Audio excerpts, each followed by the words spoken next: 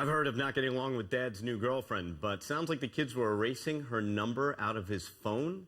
Boy, not exactly a happy family. John Goodman's girlfriend, Heather Colby, just wrapped up her testimony. She's also his adopted daughter, and that's something the jury wasn't allowed to know when she was on the stand. Criminal defense attorney David Wolfe now joins me to break down Colby's testimony. Welcome, sir. Welcome. Thank you. Nice to be here. Now, right off the bat, one of the things that I think our jurors out there may be saying to the TV set, they're saying, why was this witness why was it not allowed to be known that she was adopted by the defendant? Isn't that something the jury should know? And I think that viewers would be surprised to know we have a rule, and we typically call it 403, but really what it says is even if evidence is relevant, even if it's probative of a fact, even if it's something the jury would probably want to know, if the prejudicial effect, if it's so prejudicial to the defendant or someone else that it substantially outweighs how relevant it is, that evidence can be excluded. Can you tell us about that?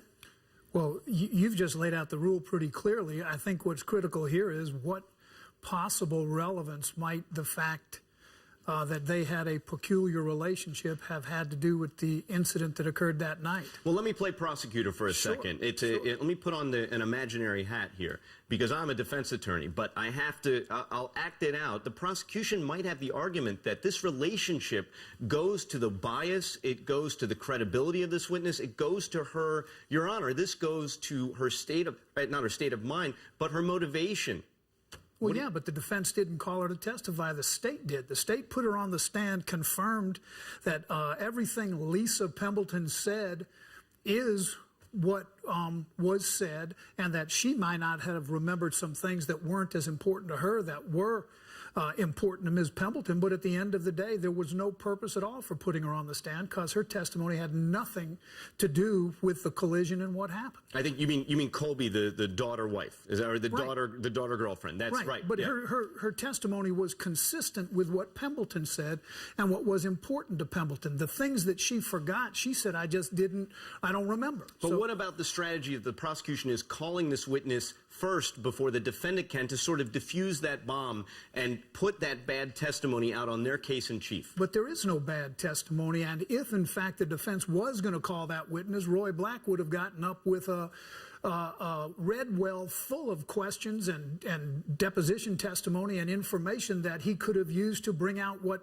someone might believe was favorable information. It didn't happen. He didn't intend to call her. It was a sham. Now let's switch hats for a second. You're in the prosecution's position. Okay. Would you have called the defendant's girlfriend/daughter to the stand in your case in chief? The only reason I would have done it would have been in an effort to dirty up the defendant.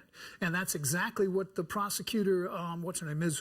Roberts, did during her opening statement, talking about his money, talking about the cost of the Bentley, talking about all sorts of things that were irrelevant to the facts and circumstances leading up to running into that intersection and hitting Scott Wilson's vehicle. Now, if you jump now into the judge position, if you're the judge on this case, do you exclude that evidence, that information that she is his adopted daughter from the jury? Oh, absolutely, and I would have kept out a lot of the information with regard to his wealth, the value of his car, the things that are known to jurors in their common sense when they hear the term Bentley is one thing. I think the fact that it had a 500 and some odd horsepower engine is relevant and those sorts of things. But yeah, his wealth and the amount of money that he has and who he dates and who he adopts has nothing to do with what happened that night. So in other words, you would have taken that 403 argument a few steps further in this case and said, the fact of his wealth, these are also things that maybe the jury would be interested in, but just because a jury's interested in it, just because it may even be relevant,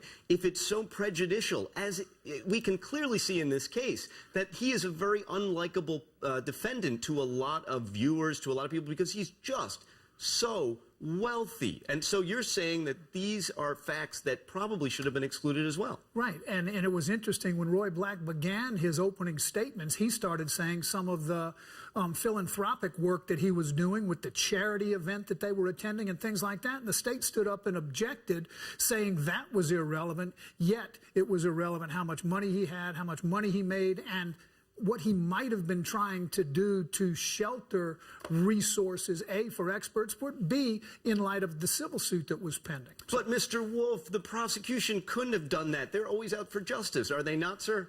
They have a dual duty. They have a dual duty, not only to prosecute but for justice. Well, but I see what you're saying, that it is a little disingenuous to object to the issue of charity when on the same side they are making this case about the fact that it's a millionaire. If a man was driving a Toyota Tercel and had the same accident, I don't know that we'd be hearing this case.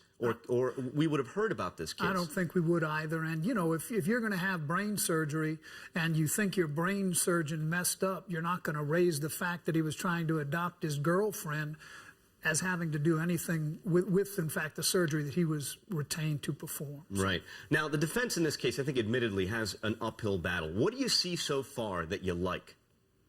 Well, there were things that I saw that I liked that you know, with regard to the accident itself, you know, I keep hearing from the prosecution and other people involved in this case that it was a fatal accident. Actually, it wasn't a fatal accident. It was a tragic circumstance that resulted in Scott Wilson drowning.